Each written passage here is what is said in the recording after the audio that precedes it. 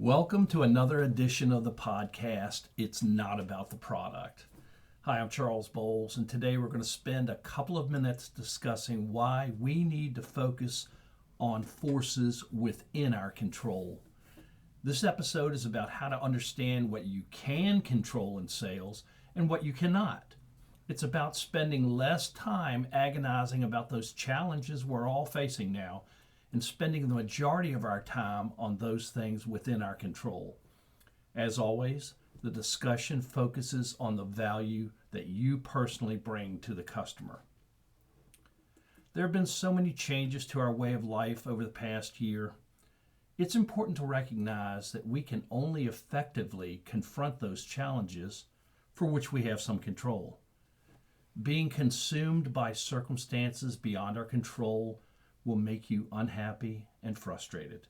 This will result in both decreased productivity and a profound sense of powerlessness. In instances like that, it's easy to blame circumstances for our lack of success. Instead of being frustrated, sad, or feeling unproductive, let's determine two things: those forces outside of our control and those forces within our control.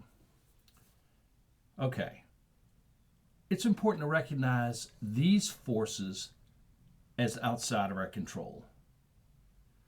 Chip shortages, weather, COVID, reduced manufacturing and production, decreased municipal spend or customer spend, and unemployment. These are simply not within our control. I'm not going to say that we shouldn't recognize that they exist and that they make sales harder, but we can't dwell on them to the extent that they paralyze our ability to achieve success. Let's spend the majority of our focus on forces within our control. Networking and relationships. These are so important right now. It's critical that you maintain, curate, cultivate, and grow relationships and your network. Because as we all sit in our houses now or travel less, it's important that we build these strong bonds and maintain them. The next force within our control is responsiveness.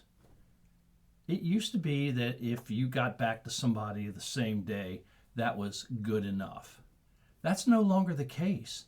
Good enough doesn't cut it in this environment.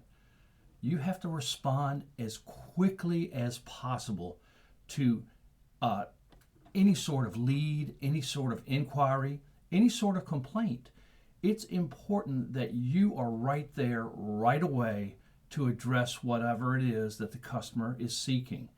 In that sense, responsiveness is gold. Another thing that's within our control is curating forgotten leads. We have a ton of them. We probably all got a basket of leads that for some reason or another, they just simply didn't pan out. For some reason, we stopped being able to get hold of the customer, or the customer said, "Not right now, I'm not ready right now." Let's go back to all of those and let's do it in a systematic fashion. And let's uncover some hidden gems in there. Because I know from my personal experience, following up on dead leads ends up getting results at least 15-20% of the time. So make sure and curate those forgotten leads. Another thing within our control is level of personal service. What I mean by that is, remember, it's not about the product. It's about you and what you bring to the table. Spend as much time as possible in contact with your current customers, with your former customers, and bring value to the conversations. It's not about selling them a product. It's about giving them information. It's about sharing ideas. That's your level of personal service. Another thing we can do, and a force within our control, is reach buyers differently.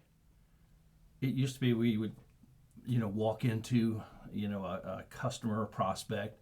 That We can't walk into businesses like we used to. They just, a lot of them aren't accepting vendors that way.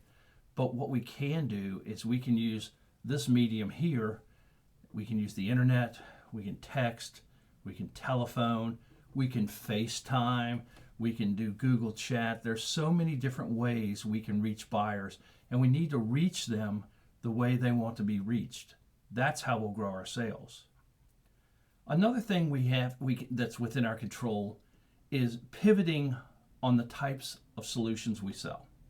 For instance, if you're a commercial truck dealer and you're having an extraordinarily difficult time getting new trucks in, pivot and focus to pre-owned. Focus on certified pre-owned vehicles or used vehicles. It makes an enormous difference, because when somebody is looking for, let's say, a commercial truck or a skid steer or something, they're looking for a tool, and they're looking for a tool now because they have a job. So this is a perfect time to help them when there's such a dearth of inventory by providing pre-owned options. And finally, and this is one within our control that is just, it's critical, is use service to prospect. If you're in a dealership for vehicles, it's always important to see who's coming in for service, because in about 40% of the cases, those people who are coming in for service didn't buy from you. And that's a great opportunity right there.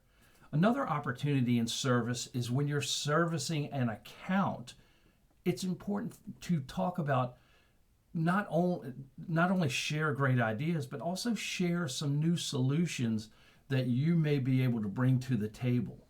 So that's a critical component in service, is using service as a way to sell. So let's go through the things that we can focus on within our control. Networking and relationships, being responsive, curating forgotten leads, your level of personal service, reaching buyers differently and virtually, pivoting to pre-owned when necessary, and using service to prospect. These are all items that drive your success, and they're within your control. As always, I welcome your thoughts, questions, and comments. Happy sales, my friend.